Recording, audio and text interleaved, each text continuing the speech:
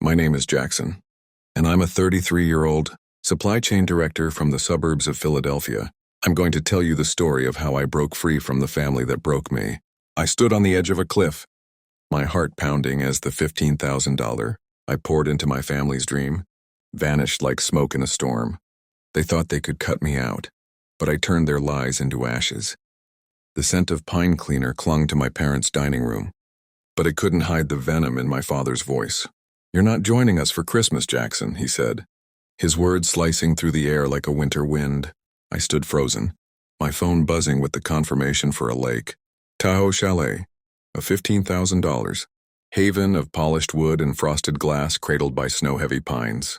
I'd spent nights planning it, a deck with a steaming jacuzzi, a stone hearth glowing like my pride, a table set from memories I thought we'd share.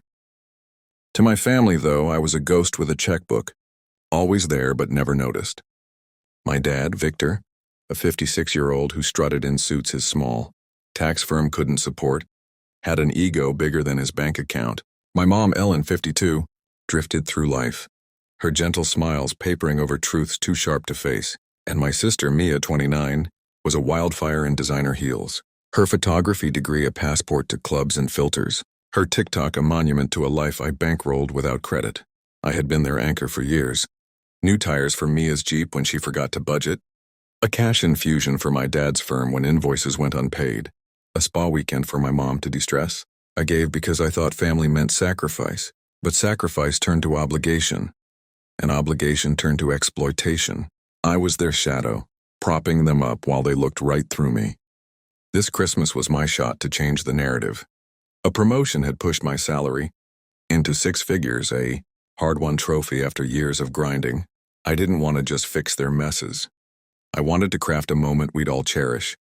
Lake Tahoe was my gift, a week of ski trails and candlelit dinners, a chance to prove I was more than their fallback. I emailed the booking to my dad, hoping for a spark of pride. Instead, he replied, "Finally doing something worthwhile." Mia posted the chalet on TikTok, calling it our winter escape as if she dreamed it up, my name nowhere to be found. The knife twisted on a December evening, the air sharp with frost. I'd swung by their house with gifts, a sketchbook for my mom, cufflinks for my dad, earrings for Mia. They were glued to Mia's phone, laughing over her latest video, a montage of ski gear she had to have for our Tahoe glow-up. I mentioned the restaurant I booked and my dad shut me down. "You're not coming, Jackson. This is just for us." The words hit like a fist to the chest. "Just us. I'm your son, your brother." Mia grinned, still scrolling. "No shade, Jackson, but you're too serious. We want chill vibes." My mom's eyes flicked away, her voice soft. "You're so busy, sweetheart. Maybe a quiet holiday is better for you." I stood there, gifts weighing like stones, their faces bathed in the glow of Mia's screen.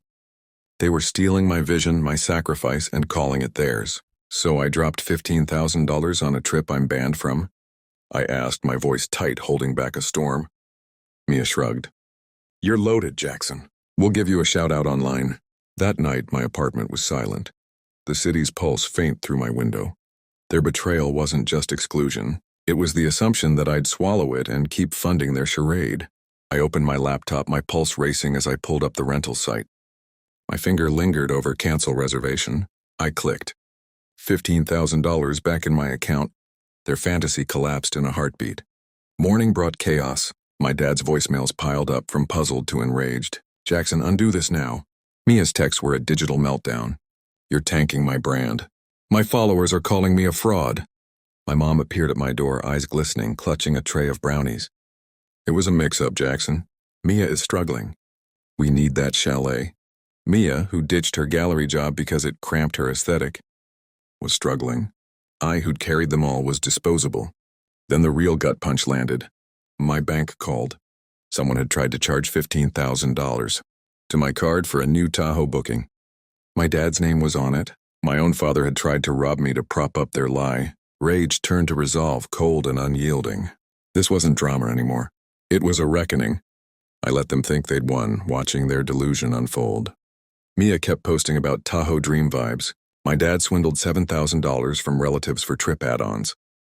They rented a $1,000 cabin in the Sierra foothills, a creaky shack they'd pass off as luxury. I cataloged it all. Screenshots, bank statements, voicemails. I called my uncle Paul, who confirmed my dad's deceit. He hit me up for $4,000, Jackson. Said it was for family unity. I planned my strike like a logistical operation. Every move calculated. On December 28th, I booked our building's event hall and invited everyone. Family, my dad's clients, and Mia's TikTok crew. I called it a holiday wrap-up. They thought it was a party. I knew it was their undoing. The hall hummed with voices as I hooked up my laptop. My dad swirled a whiskey, smug. Mia vogued for selfies, her new ski boots a lie bought with stolen cash. I stood, my voice slicing the chatter. Time to set the holiday record straight. Slide 1, the Tahoe booking, my name, my $15,000. Slide 2, the cancellation timestamp from when they cast me out. Slide 3, Mia's videos, her fake blessed captions. Slide 4, the fraud alert, my dad's name glaring. The room went still. My dad's glass crashed, amber liquid pooling on the floor. Mia's cries pierced the silence, raw and unscripted. I revealed the loans, the $45,000. Jackson said it was for family unity. I planned my strike like a logistical operation. Every move calculated. On December 28th, I booked our building's event hall and invited everyone. Family, my dad's clients, and Mia's TikTok crew. I called it a holiday wrap-up. They thought it was a party. I knew it was their undoing. The hall hummed with voices as I hooked up my laptop. My dad swirled a whiskey, smug. Mia vogued for selfies, her new ski boots a lie bought with stolen cash. I stood, my voice slicing the chatter. Time to set the holiday record straight. Slide 1, the Tahoe booking, my name, my $15,000. Slide 2, the cancellation timestamp from when they cast me out. Slide 3, Mia's videos, her fake blessed captions. Slide 4, the fraud alert, my dad's name glaring.